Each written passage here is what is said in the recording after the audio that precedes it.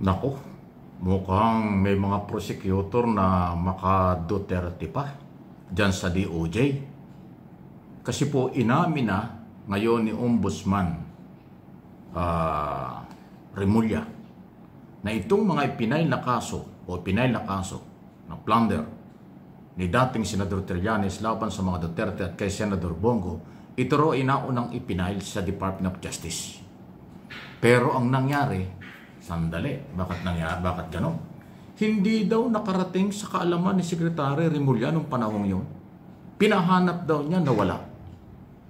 At mukhang may mga naghawak na ibang abogado at prosecutor na posibleng itinago kung ano. Ito, pakinggan nyo ito. Nakakagulat ito. Bago po ito, hindi natin alam na gano'n ang ginawa.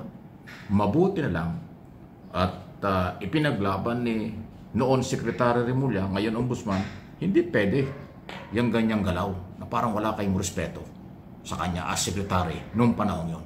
Ito yung kanyang paliwanag. Sir, balikan ko lang po itong final na ito. Ito daw po ay original yung final na niya sa DOJ noon. Pero pinadala daw po dito. Hindi, yan.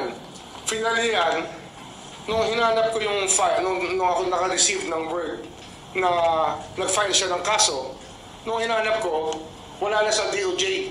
Hindi pinadaan sa aking opisina. Wow. Itong isang dahilan kung bakit nagkalabuan na kami ng Prosecutor General doon. At pinunod ko muna siya. Sabi ko, kung gano'n ang gawain, hindi gagalang ang opisina ng Secretary of Justice, ay bakit pa? Hindi tayo pwede magsabay sa isang kwarto kung gano'n. Diba? Kaya, yun, buti na lang napalitan na yun. At ang nakaupo ngayon na Prosecutor General ay napakahusay, si Richard Cadullion. At yun, puri-puri ako doon. Anyway, itong kasong ito, ay pag-aaralan pa. Hindi na ako nagkaroon ng pagkakataong makita ang mga papel na ito noong panahon na yun. Isang taon na yun eh. Mga isang taon na yata. 1 year na ba yan? Oh, 1 year na. Tama, isang taon na yun. At hindi namin nakita yun eh. So ngayon, pag-aaralan ko. Yun, ang matindi. At pag-aaralan namin. Yan ang maliwanag. Nawala sa DOJ yung kasong yan na posibleng may kagagawan ang mga prosecutor yung tinukoy niya na dating prosecutors general. Tama ba? Yan ang pagkakabanggit. Na walang respeto sa kanya, nirelieve niya. Pinalitan ng bago. Kaya ngayon gumalaw na. At dahil dyan, kaya pala, idinirekta na ni Senador Trillanes sa Office of the Ombudsman dahil nandiyan na si Remulla. Ayun. So, itong isyong ito at pinapaliwanag sa akin pong sariling opinyon, wala naman personalan, issue lang. Kasi ang sinasabi po ni Senador Bongo na isa sa mga kinasuhan dito, sabi niya luma na daw ito, para bang recycle lang, paulit-ulit na lang daw kaso, na wala namang, parang alala kasi naulit, na-file na tapos nawala ngayon. Hindi sila naniniwala. Parang harassment lang daw ang dating sa mga Duterte at Senador Go itong ginagawa ni Trillanes. So ngayon, nasagot na, naliwanagan na. Kasi nung unang sinabi ho ni Senador Bongo doon sa nung maipal yung kaso kamakalawa, bigla siya nag-press conference at kanya sinabi, pinakita yung mga dokumento, luma na ito, dati na itong na-file, ngayon ni-refile lang. So yung pala yung dahilan. Hindi nakarating noon kay Secretary Remulla ang dokumento. Nag-decide yung prosecutors kung anong ginawa nila, hindi natin alam, hindi na pinaliwanag. Kaya nga nagalit daw siya, sandali, wala kang respeto sa Justice Secretary. Tapos, ganyan ang ginawa mo. Hindi pwede yan. Kaya daw ni-relieve. Kaya pala bago yung National Prosecutor Service ngayon. File doon. File doon. Ano ba ang apelido na? Nakalimutan ko rin. Bago. Magaling daw. Yun ang sitwasyon. At dahil dyan, titingnan at re-reviewin daw mabuti ni Ombudsman itong mga ipinal. Kasi hindi ko biro ito. Plunder po ito. 7 billion project umano. Ng mga malalapit kay dating Pangulo. Kaya nga tinatanong niya, bakit si dating Pangulo dinamay? Kasi siya daw yung nag-approve. Ayun. So ayan naman, tingnan natin. At kasama yan ho sa mga pinag-uusapan ngayon dito sa isyong ito.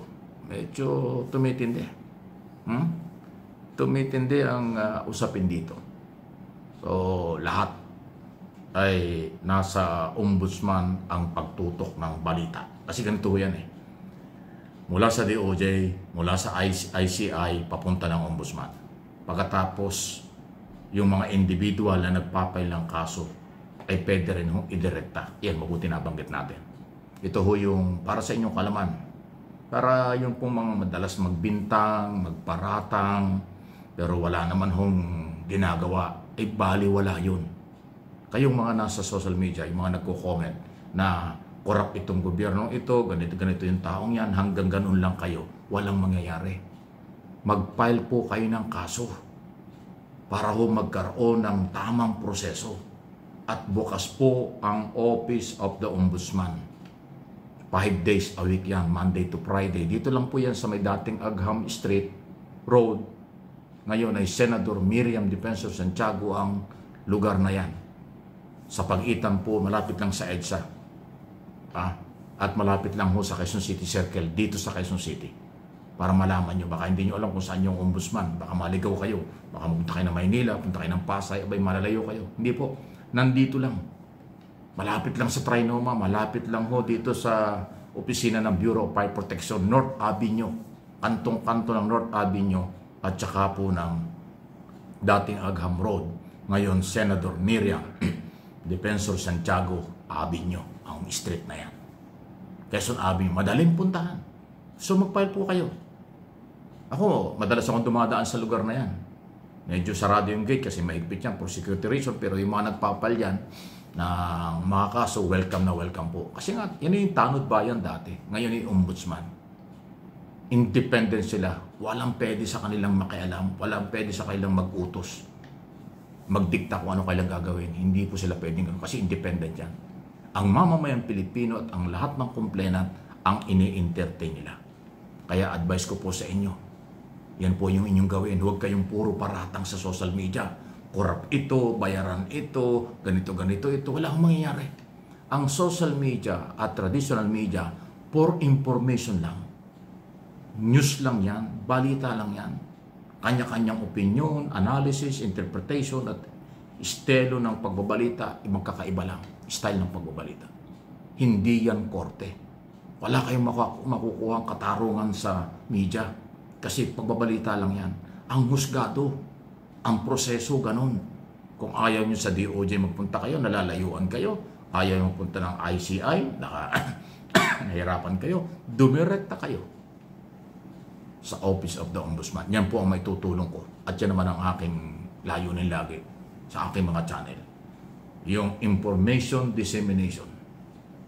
Yung pagpapakalat ng tamang impormasyon doon sa nakakaintindi, hindi saradong isip, nakakatulong po tayo. Pero yung mga antipatiko or sanggano ang mga katwiran or sarado ang kaisipan, kahit anong paliwanag mo dyan, ganun sila. Huwag na kayong magpahawa doon. Sumunod tayo sa tamang proseso para magkaroon ng linaw. Huwag ninyong isorkat. Yung kasing pagbibintang, tapos ang conclusion nyo, sigurado na kayo, kulang sa pag-aaral yan. Kulang sa kaalaman. Unprofessional, madalit sabi.